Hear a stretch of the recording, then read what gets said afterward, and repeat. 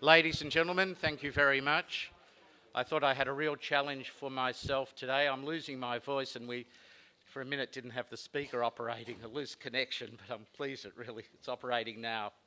My name is Warren Feinberg. I'm the Executive Director at the Jewish Holocaust Centre, and I'd like to welcome you all to the centre. On behalf of us all, I acknowledge the traditional owners of the land, the Burrawang, people of the Kulin Nation, and pay my respects to their elders, past and present. I'd also like to acknowledge all the Holocaust survivors here today in our audience.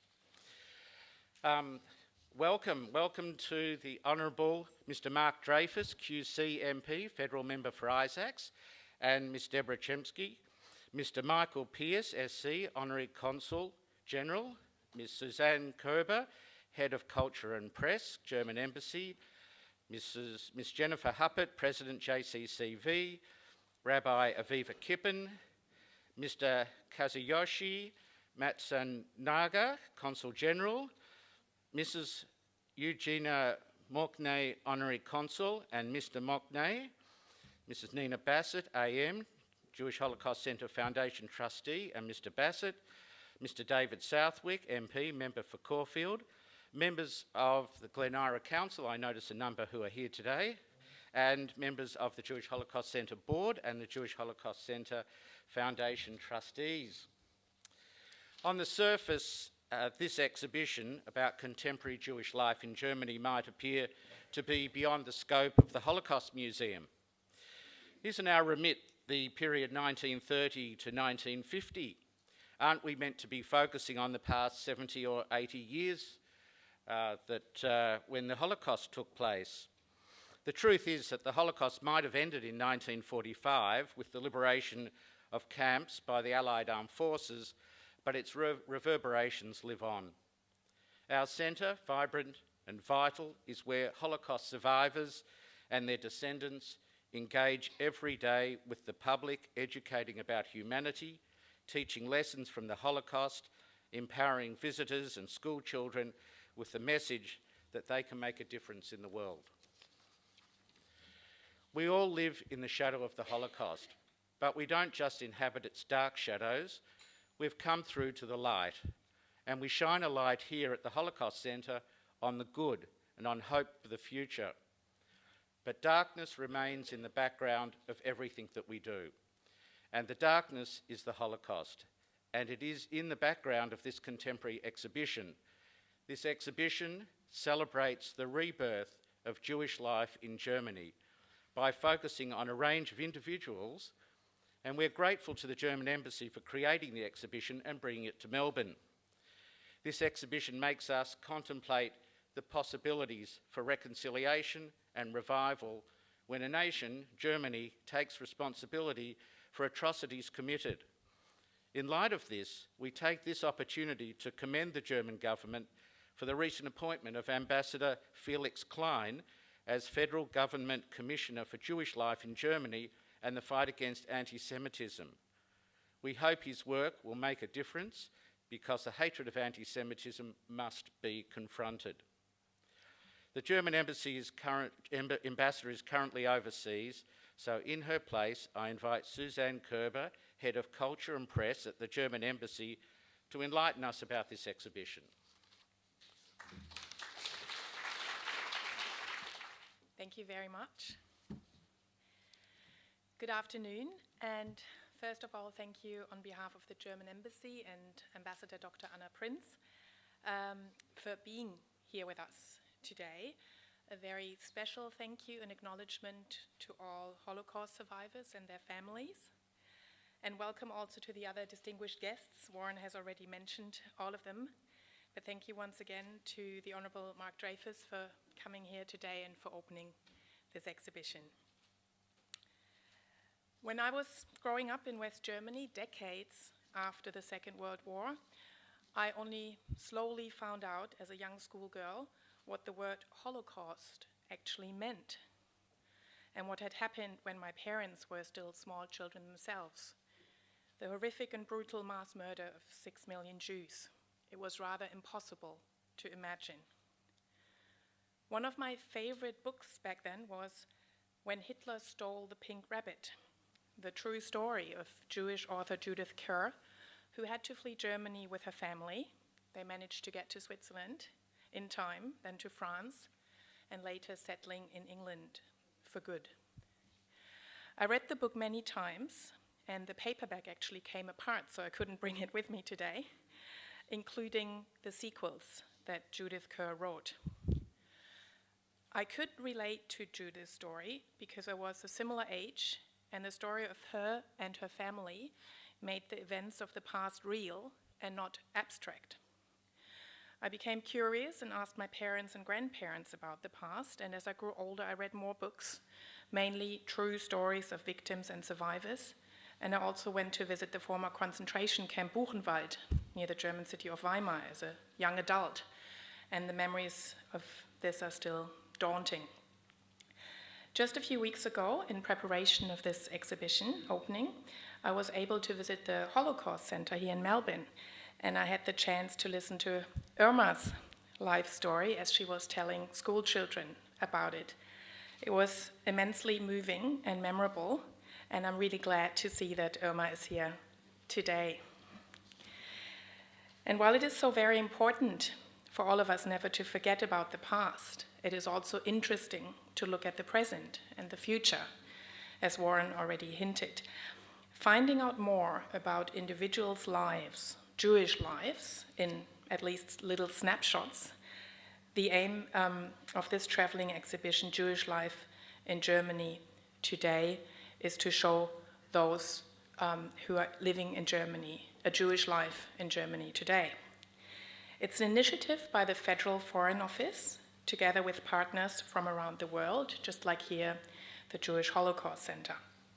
I'm extremely happy and excited that we could bring it to Melbourne now with the help of the center, because it offers an insight into the historical and the contemporary aspects of living in Germany as a member of the Jewish community.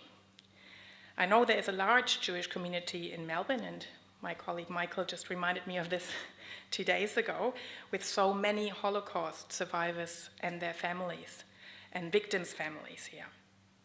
I borrowed this book from the Center Library to find out more, and I warmly recommend it to you. It has Irma's stories and very many more stories from Holocaust survivors. It is in German though, but if you read German, it's a wonderful insight. I'm very pleased to say that over the past 2 decades, the Jewish population in Germany has grown from fewer than 30,000 in the year 1990 to more than 200,000 today. The poster exhibition downstairs brings this development to life, as members of the Jewish community talk about their experiences and explain what living in Germany actually means to them. Today, Germany is indeed home to one of the fastest growing Jewish communities in the world, and our government is proud of this. The German government is fighting very strongly indeed against any act of anti-Semitism, which unfortunately still exists around the world, including in Germany. One recent example was already mentioned by Warren, which underlines the government's efforts, is the appointment of my fellow diplomat, Dr. Felix Klein, as the Federal Government Commissioner for Jewish Life in Germany and for the fight against anti-Semitism, which was just last May. Both the federal chancellor as well as our foreign minister have often stressed that the German government and state will fight anti-Semitism with much strength and determination. Our current foreign minister, Heiko Maas, actually draws a lot of personal motivation as a politician from the fight against anti-Semitism, underlining that one of the reasons he actually went into politics was the Holocaust, and that the government feels a never-ending responsibility to protect Jewish life in Germany. Just last week, he opened the Jewish Film Festival in Berlin and Brandenburg, and I just quote him directly now. He said, amongst other things, "We must take an unequivocal stance against all forms of anti-Semitism. Anti-Semitic provocations and hostility must never again gain a foothold, either in Germany or anywhere else." As you will see, this exhibition brings together many different voices, ranging from Michael Blumenthal, the founding director of the Jewish Museum in Berlin, to Adriana Alteras, an actor and stage director who was involved in interviewing survivors for the Shoah Foundation. From students to best-selling authors to rabbis and entrepreneurs, their biographies reflect the diversity of the German Jewish community today. I sincerely hope you will enjoy their stories, and once again, thank you for coming, and let me say again, also on behalf of Ambassador Dr. Prince, how pleased and happy we are that we can show this traveling exhibition in Melbourne. Thank you.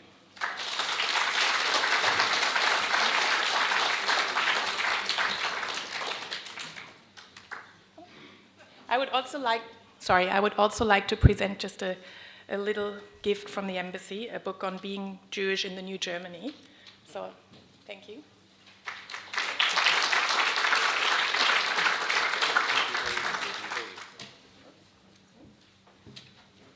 That will make a lovely addition to our library. Thank you. The next speaker really needs no introduction. Mark Dreyfus is a good friend of the Holocaust Centre, and he's spoken to our community on a number of occasions in the past. But Mark has a very special reason for being here today for us, because he has antecedents that go back to Germany. So when we were discussing who we should invite to give a guest talk to us, everybody suggested that Mark should come along. So we're absolutely delighted to have you here today. Thank you. Thanks very much, Warren, for that kind introduction. And if I could acknowledge the traditional owners of the land on which we meet and pay my respects to their elders past and present. I'd acknowledge all of the distinguished guests who Warren has introduced very well, but I'd particularly single out Michael Pearce, the Honorary Consul for Germany, who's here representing the Federal Republic of Germany, who has sponsored this travelling exhibition. And I want to acknowledge my father, who is sitting up the back, hiding. And indeed, George should be giving this talk because he has had much more contact with Jewish life in Germany today than I have.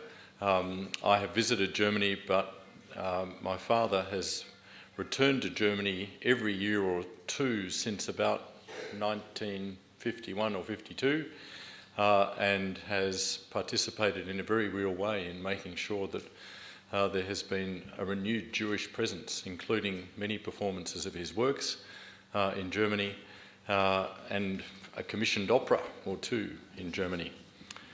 I can say what a pleasure it is to be away from Parliament House after the last 2 weeks, which have been rancorous, even by our current standards.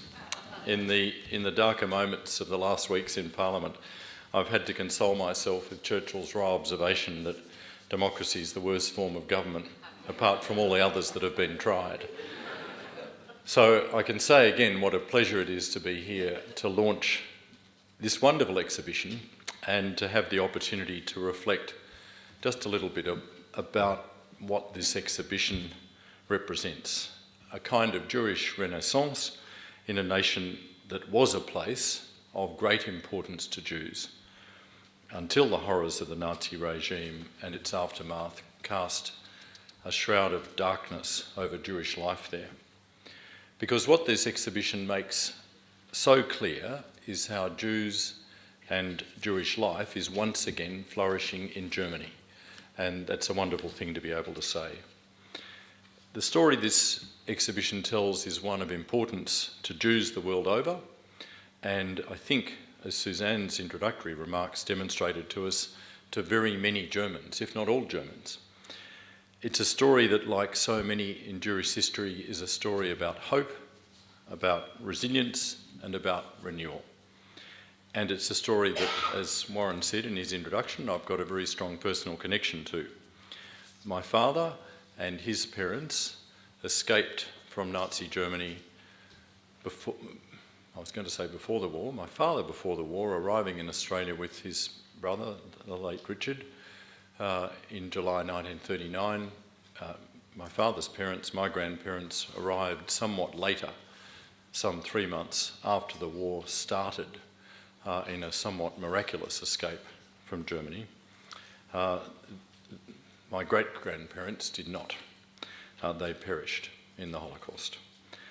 I've got a continuing connection to Germany because all 3 of my children have taken up German citizenship. Not because they've gone to live in Germany, but because it's possible for children of and descendants of survivors under a law of return that Germany has made possible to take up German citizenship. It's been a boon for all of them in terms of studying and working in Europe. One of them speaks German. The other 2, when they produce their German passport on German trains, have been met with looks of slight incredulousness from officials because they can't speak German. They do speak a number of other languages, but not that. It's something that they've continued that connection with their grandfather and their forefathers and mothers. I should hasten to say that I am not a German citizen, in case any of you were wondering.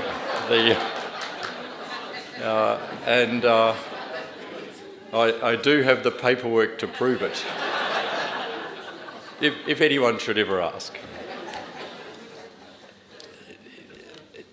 Just to return to the subject of the exhibition, though, I think we're all aware of the enormous contribution that German Jews have made to both Jewish and Western thought over the centuries.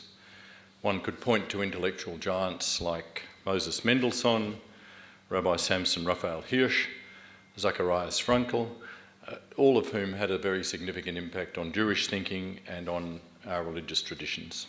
You could point to German Jewish scientists in fields including physics and chemistry and medicine who've had a huge impact on the world, perhaps none more so than Albert Einstein, and in many other fields, as this exhibition briefly reminds us, with notes and images of Maya Rothschild, Kurt Weill, Hannah Arendt, Max Lieberman, and you could go on. And some of the statistics which Susanne has reminded us of that are included in this exhibition tell the story of Jewish life in Germany with a stark simplicity. Around 500,000 Jews lived in Germany when the Nazis came to power in 1933. I will not dwell on this, the darkest chapter of Jewish history in Germany, other than to say that around 300,000 Jews had left by 1939. A few thousand more managed to escape after the war had started, but around 180,000 German Jews were murdered during the Holocaust, along with millions of others throughout Europe. The enormity of this crime, this loss, this horror, like so much of the Holocaust, can be stated but not truly comprehended. Yet the unspeakable enormity of that horror also underpins the remarkable story that this exhibition tells. And the fact that the Jewish community is once again thriving in Germany, still in living memory of the most appalling crimes against it, also speaks of the willingness of German society to confront the demons of its past. And we heard an echo of that in the remarks that Susanne made to us earlier. Because only by confronting the past has German society been able to make the heartfelt commitments needed to truly welcome Jews back into the German nation, and for Jews to trust that welcome. At the beginning of the 1950s, there were no more than 25,000 Jews living in the Federal Republic of Germany, and only a few hundred in the German Democratic Republic. At least only a few hundred willing to be identified as Jews to the East German government. These figures did not change much over the coming decades, so that by 1990 there were still only around 30,000 Jews living in West Germany. But then things changed, as through the 1990s and the early 2000s, more than 200,000 Jews and their family members immigrated to Germany from the collapsing Soviet Union. Many were on their way to other nations, but many stayed, so that now around 200,000 Jews live in Germany, with Berlin, again, the largest of those communities. Indeed, the Jewish community in Germany is now the 8th largest in the world, and it continues to grow and flourish. I find it very heartening that thousands of young Israelis spend time in Germany, some for years, particularly in Berlin. And I also find it heartening that the State of Israel finds a loyal friend in the Federal Republic of Germany. This exhibition provides a beautiful tapestry of how the flourishing Jewish community in Germany now looks. The diversity of the Jews that are represented here tells us that there is vibrant Jewish life in Germany today, and with that, it gives me great pleasure to launch this exhibition. Thanks very much. That was wonderful to hear the Renaissance taking place in Germany amongst the Jewish community. We now wish to thank our sponsors briefly who have given us the opportunity to have this exhibition here. Of course, the German Embassy helped to prepare the exhibition, and we're very thankful to them. Arnold Bloch-Lieber and Gary Peer have also given us support, and particular support has come from the Caulfield Park Community Bank, the Bendigo branch. And I'd like to ask Kate Ashmor, if Kate's here, to come to, I believe something is going to be passed along. Thank you. Thank you. Hello, everyone. Your Excellencies, politicians, our community leaders, and of course the staff and the board of the Holocaust Centre. But in my view, the true VIPs, the survivors that are here today, thank you for the warm welcome. As the granddaughter of Holocaust survivors, it gives me particular nachas to be here today to present this grant. Having recently returned from Israel and visiting Yad Vashem for the first time, it's nice to come back and return here with a sense of hope and optimism, which is what this exhibition is all about, and which is the enduring message that we know the survivors give us every day about the lessons of the Holocaust. Caulfield Park Community Bank is a franchise of Bendigo Bank, which some of you may have noticed is the only bank that hasn't been mentioned at the Royal Commission.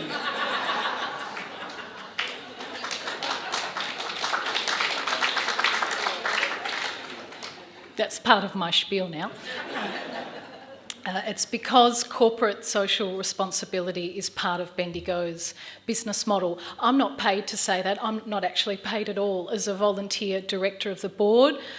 Myself, my 10 other directors on the board, we serve our community because we love our community, and we're very passionate about supporting myriad causes, from sporting clubs to shuls and congregations to welfare organisations, and to very important cultural bodies like this one.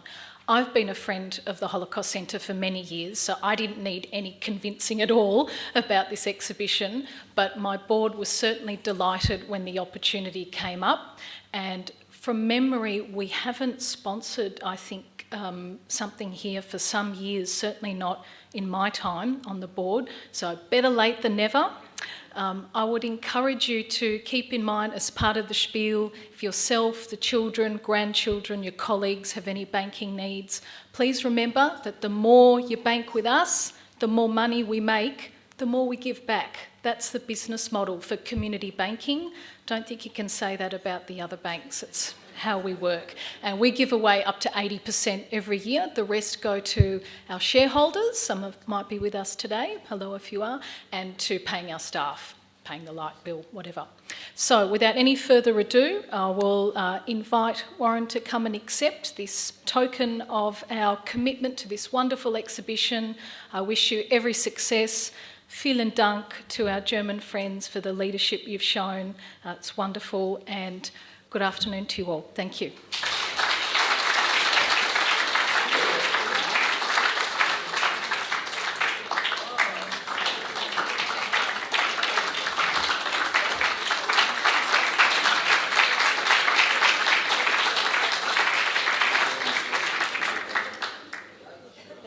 Unfortunately, you can't hear it. No.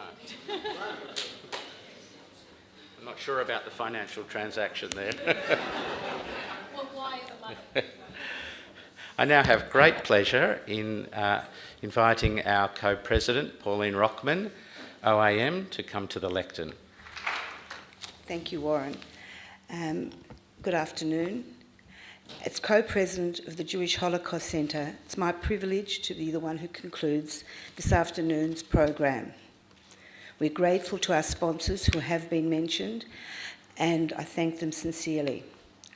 I wish to extend the Centre's gratitude to Susanne Koerber, Head of Culture and Press at the German Embassy, Canberra, for facilitating this powerful exhibition and letting us have it here.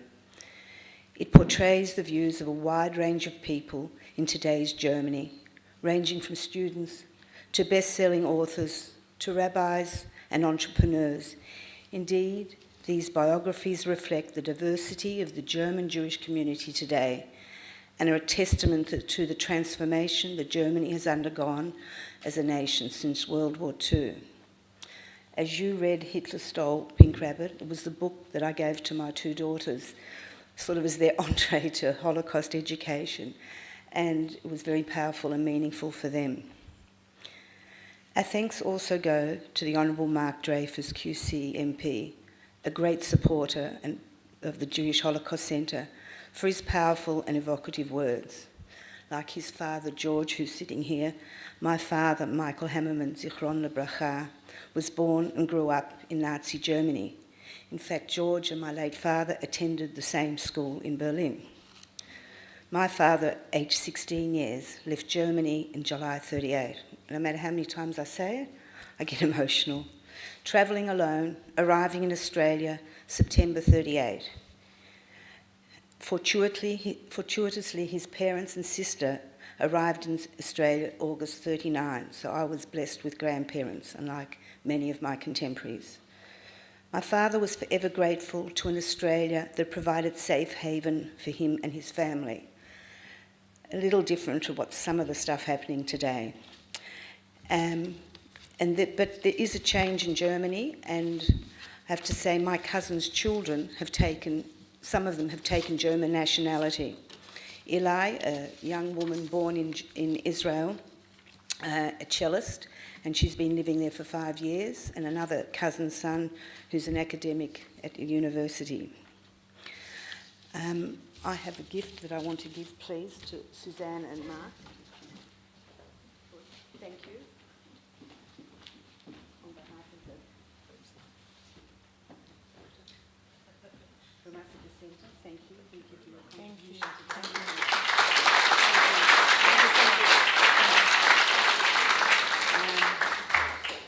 Please, that concludes the formal proceedings, and there's refreshments at the back. And please, if you haven't had a chance, downstairs is the exhibition we'd love you to go through. And if you're not aware, there's going to be a couple of programs related to these exhibitions. Next week, Sunday, July the 8th, 3 p.m, there's going to be a screening of an excellent informative documentary, Germans and Jews, and Dr. Helen Light will be the guest speaker. And coinciding with the 80th anniversary of the Evian Conference, Professor Paul Bartrop will be holding a public lecture here Thursday, 12th of July at 7:30. Last but certainly not least, I wish to thank the staff, the volunteers, all of them at the Holocaust Centre here for their assistance and preparing today's program, and a special mention to Danielle Camien, who recently joined the Holocaust Centre family. Thank you all.